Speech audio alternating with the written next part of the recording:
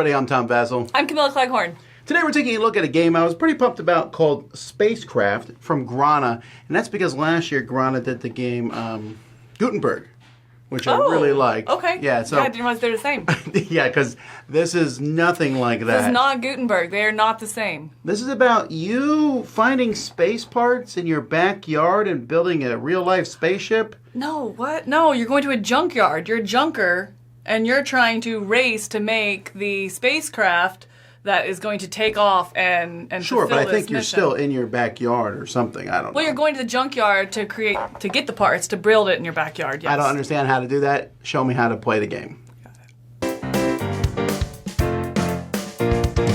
All right, let's take a look at Spacecraft, coming to you from Grana Games. This is going to be for ages 10 plus, 2 to 4 players with a playtime of 30 to 60 minutes, says the box. But let's check out how it plays first. Each player is going to have a player area here that consists of a starting hull, an end game objective for them, a player pawn, and their individual player board here, which is double-sided. You can choose your character. Then you have your junkyard where most of the action is going to take place. Your contracts over here that you're trying to build, the end game trigger here, the final contract everyone's trying to compete for, and your rocket parts up here, your junkyard scrap. I'm sorry, this is your junkyard scrap. This is your rocket parts that you're going to be building out of the scrap. All right, so let's jump into play real quick, kind of brief overview here. The first thing you need to do is take a junkyard action, and that is going to be determined by if you're in or out of the junkyard. If you're not in the junkyard, then you're going to go into the junkyard, and you can occupy one of the outside perimeter spaces. Now, if there is an empty space, that does open up the next one in, so that one would be available as well. Whatever space you go to, then you would add that piece to your bag over here, your personal supply bag. Note that each bag does have a weight limit of 7 pounds, and so you can never go over that. You can match it, but you can't go over it. So here in this case, I have a max of 7. I'm currently carrying 2. I'm good. Now, for example, if you're already in the junkyard, then your action is one of two things. You can either stay in the junkyard and collect another part, or you can leave the junkyard. If you stay in the junkyard to collect another part, you have access to everything adjacent to you orthogonally, so you could go here, here, or the furthest one in a straight line. So this guy here would currently have access to these 3 because they're adjacent. Also this one because it's the furthest in this line, as well as the tape over here. He would not be able to access this fan. That line of movement there is blocked by empty spaces or other pawns. Anytime again you go to a space, you go all the way to it and you take the one that you land on, adding it. Now I'm up to 5 pounds. All right, play is going to continue back and forth like this through this junkyard phase. The final action you can take in the junkyard is to leave the junkyard. If you leave the junkyard, then you are emptying out your book bag here, and then you can trade these parts for up to 2 rocket pieces. And those are going to be annotated, their cost down here in the different columns. So for example, here I have a gear. And it is going to, I have to have a gear in order to build these pieces here. But these pieces on this board all cost 3 pounds. So I would have to use both of these. I do go over, but for example, I would be able to get to a connector to add to my hull here. All right, then these are gone. You can save these from round to round. So if I had done something differently, I don't see anything else out here I could have done, but that would leave me with 1 left, then you can keep that for next time. And when you go into the junkyard, your book bag is empty at that point. After you have built up to 2 parts on your turn, then you can fulfill up to 2 contracts over here. And so these are going to be different ways that you are scoring points, which is down here at the bottom of the cards. For example, in order to claim this card, you need 2 red and 2 blue parts on your rocket.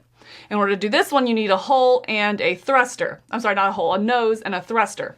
In order to build, and you have access to this bottom row. Once you build up to 2 of them, then the ones atop slide down, and you can see what's coming up after those are filled as well. So you can plan ahead. So you would score those for your end game over there. If you have these, there's also going to be different requirements for how wide it is. There's some for how tall it is, different colors, different connectors, things like that. Lots of different scoring options here. And it is important to note that your rocket can always be changed around. So if you had something like this to begin with, but you're going to be going for this wide one, and you bought another connector, then you could rearrange it over here in order to meet that 4 wide. And then on a subsequent round, you could change it again to make it fit. I think this personal objective would want it to be a little bit different. So you can always rearrange this up until that final turn that you take, and only on your leave the junkyard action. Another option you have is to build this master schematic over here, which is what the rocket is looking for. So if you have all of these parts, 1 nose, 3 hole, 2 wings, 2 connectors, and 1 thruster, if you have that, you can claim this as one of your objectives or building a rocket over here. And if you do that, that triggers the end game. So then you would take this deck, and for each of your next turns, you launch the countdown. When you reach the final card here, it is takeoff. Everyone gets that last final turn, and then you go into scoring. For final scoring, if you are the one who launched it because you grabbed that schematic, you get an extra 5 points. So you'll score that. You'll score any of your schematics over here or your contracts that you did. You'll score all of those for the points on the bottom as well. And then you'll score any individual goal that you were able to complete. Everyone will tally up all their points, and at the end, highest points wins. The game components, I think, are pretty good. I like the boards. I like the art on here. The trays are not great, I think, because the trays are fantastic for horizontal storage, but like when you move around, I mean, I was carrying the box like this. It's like, don't move. It took way too long to organize them. So they're fantastic for using, but storage, it makes it rough. Yeah, and okay, so this is going to seem petty, but I have a huge problem with the game in one respect, and that's how it looks. I really disliked it. I don't mind a spaceship looking wonky. These look too wonky. You have stuff going in all directions. Half time your spaceship is wider than it is tall. I mean, they show you a fun picture here, like, oh, look at this junk together spaceship. There's nothing like what your spaceship will look like. And this game has these weird restrictions that make you not make a cool looking spaceship. It'll be like, you need to have 3 red sections. Then by hook or by crook, I'm building a red section. I disagree that it's a restriction, though. I mean, just don't go for that scoring opportunity. Well, I'm not going to not do it because of theme. I'm going to try to win the game. But it just bothered me from a thematic standpoint. Okay, interesting. Another thematic, and so maybe this is a big part of my problem with the game. Another problem with the thematic that I have is the junkyard section itself. So I go in a junkyard to get stuff, thematic, right? And then I can't go, I have to move in a weird direction or leave the junkyard. Well, you have to avoid the other junkers, right? Yeah, but in reality, it feels like a bunch of rules. Just let me take a piece out of the junkyard. It feels random. Interesting. Okay. It feels very random as I move around grabbing stuff like, oh, well, this is what's available, so that's what I'm going to get. See, my issue was that I liked the puzzle of the junkyard and trying to figure out, I need that piece over there. All right, how can I get there? I need to knock over my weight. I thought it was a really well-balanced puzzle, and I liked the movement aspect. My issue with the junkyard was what maybe you're alluding to, the randomness of not knowing what's coming down below. So you go and you get that top one, and then you opened up something perfect for somebody else. Maybe there's no rope out there, and you really need the rope. Okay, fine. Well, then they got that piece, which then goes perfect into this one contract. So, I mean, it can be feel like a pretty big point swing depending on what you pull out. But at the same time, I did prefer this at a lower player count, played it high and low, and preferred it at a lower player count, and I didn't find that to be as problematic. At lower, because people aren't as in the way. I don't know that I would play this with over 2. I'd say 2 was my favorite. It's just so chaotic that you might as well I guess I'm leaving the junkyard.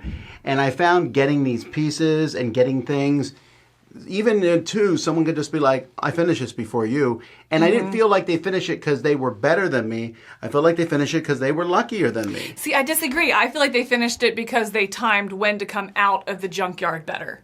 I really enjoyed the puzzle not only of moving around the junkyard, but you really have to focus on that timing of when to come out. It's not always the best decision to stay in there and maximize getting 4 parts. I think multiple times the person who won came out when they only had 2 parts.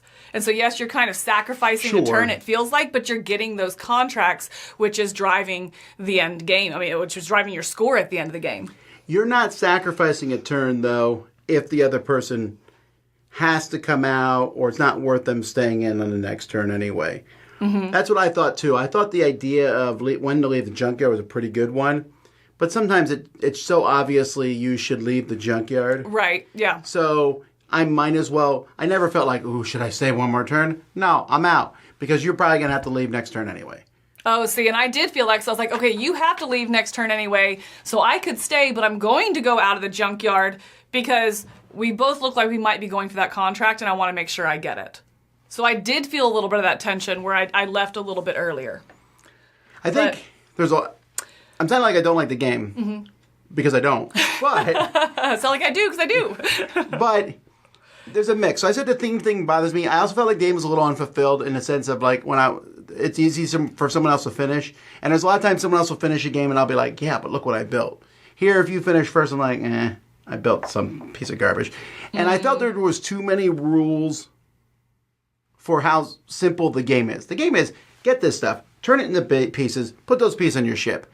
But getting the thing and when you can go in, the weight of pieces, which is kind of like a value more than weight. I really feel like the weight is how valuable it is. And then dual colored pieces. And I keep coming back to the fact that the spaceship doesn't look like a spaceship. But I know that's a petty, dumb reason to not liking a game. But we just found it to be...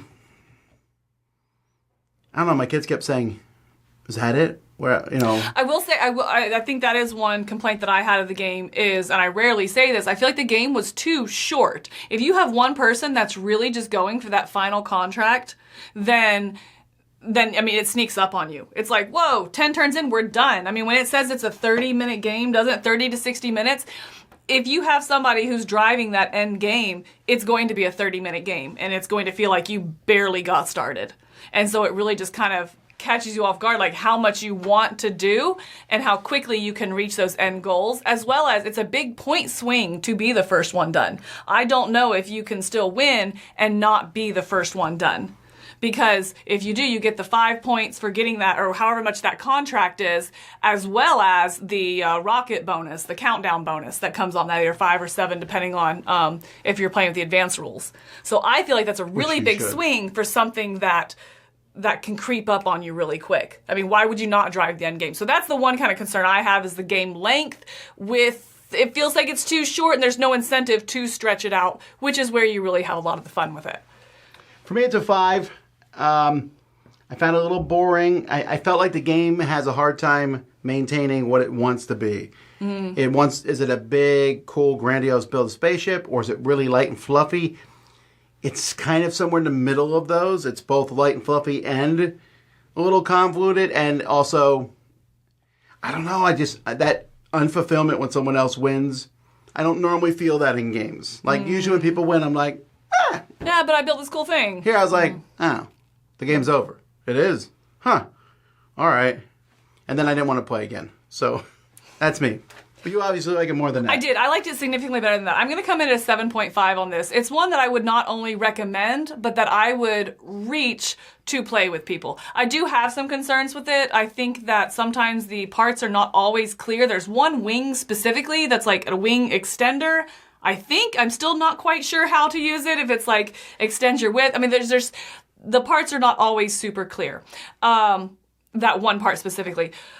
And as well as, like I said, the game length kind of sneaks up on you. But that being said, I really enjoyed it. I didn't find the rules to be as fiddly or convoluted. As you said, the movement was really simple. I played at lower and higher player counts. I do think that lower player count, it does shine. And maybe that's where the rules are not as convoluted because it's a lot more clear where you can go.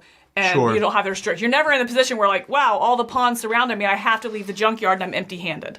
And that could happen in those higher player count games. But as far as a lower player count game, a quick little 30 to 45 minute game, you want to feel like you have some thematics, you want to have fun, and it's pretty.